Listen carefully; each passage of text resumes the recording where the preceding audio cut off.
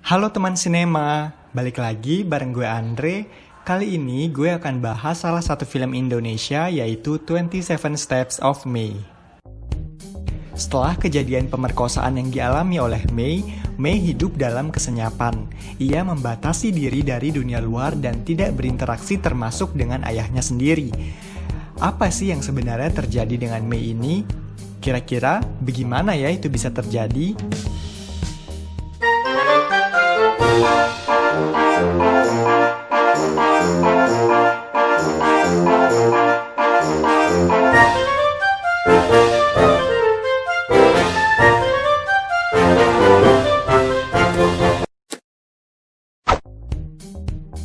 Sejumlah penelitian telah menemukan bahwa kekerasan seksual berhubungan dengan munculnya gangguan-gangguan psikologis pada korban. Berikut bagaimana merangkum beberapa gangguan psikologis yang mungkin terjadi dan dialami oleh May. Yang pertama ada Post Traumatic Stress Disorder atau PTSD. PTSD menjadi gangguan yang paling sering muncul dari korban kekerasan seksual. Gangguan ini membuat seseorang memikirkan dan membayangkan suatu kejadian traumatis secara terus-menerus. Hal ini memicu korban kehilangan kendali akan dirinya. Misalnya, ia tidak dapat melakukan aktivitas seperti biasa atau menjadi sangat reaktif terhadap situasi yang mirip dengan kejadian traumatis. Hal ini bisa kita lihat pada May. Saat May melakukan kontak fisik dengan orang lain, May kembali teringat akan kejadian pemerkosaan yang pernah dialami, sehingga ia langsung mengurung dirinya di dalam kamar. Nah, untuk mengurangi kepanikan tersebut, biasanya korban juga melakukan self-harm atau usaha untuk melukai diri sendiri. Gangguan yang kedua adalah Social Anxiety Disorder. Gangguan ini membuat korban mengalami kecemasan dan rasa panik yang intens ketika berada di tengah keramaian. Dalam beberapa kondisi, ada yang mengalami ketakutan untuk meninggalkan rumah. Ada juga yang sulit berinteraksi dengan orang yang punya karakter mirip dengan pelaku. Seperti yang kita lihat dalam film ini, ketika terjadi kebakaran, May merasa cemas ketika dipaksa keluar dari kamarnya. Kemudian ketika ia berinteraksi dengan pesulap, ia juga menunjukkan kecemasan bahwa pesulap tersebut akan melakukan hal yang sama. Hal tersebut terjadi karena pengalaman sebelumnya yang pernah dialami. Yang ketiga ada gangguan Obsessive Compulsive Disorder atau OCD.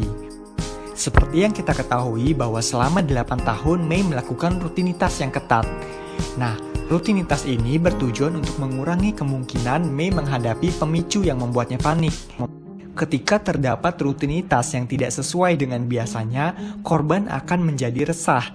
Ia kemudian memiliki dorongan yang tinggi untuk membenahi hal-hal yang tidak sesuai dengan rutinitasnya tersebut. Misalnya dalam film ini kita bisa lihat, ketika May melihat tembok yang retak di kamarnya, ia menjadi sangat terganggu. Misalnya lagi ketika ia harus menyetrika baju atau menata rambutnya, harus benar-benar sangat rapi. Gangguan ketiga yang mungkin muncul adalah Selective Eating Disorder. Selective Eating Disorder atau yang dikenal juga dengan Avoidant Restrictive Food Intake Disorder atau AFRID membuat korban dengan sadar dan sengaja menghindari makanan tertentu karena mengalami trauma terkait dengan makanan di masa lalu. Seperti yang bisa kita lihat dalam film ini, May sangat selektif dalam memilih menu makanan. Ia hanya mau mengkonsumsi nasi putih, tumis, toge, dan makanan-makanan lain yang hanya berwarna putih. Dampak kekerasan seksual bisa jadi berbeda pada setiap orang, sehingga diagnosis gangguan psikologis yang dialami pun harus dipastikan oleh profesional, baik psikolog maupun psikiater. Yang pasti, kekerasan seksual entah itu kecil ataupun besar tetaplah kekerasan dan merupakan perilaku yang tidak dapat ditoleransi. Mengingat dampak psikologis yang buruk yang dialami oleh korban kekerasan seksual, kenapa ya RUU PKS nggak juga disahkan? Sekarang udah tahu kan bagaimana itu bisa terjadi? Kalau teman sinema punya tanggapan lain tentang adegan yang tadi gue bahas atau punya rekomendasi film lain yang enak dibahas dari sisi psikologi, langsung aja komen di bawah ya. Kalau teman-teman merasa video ini bermanfaat, jangan lupa di like dan subscribe. Dadah!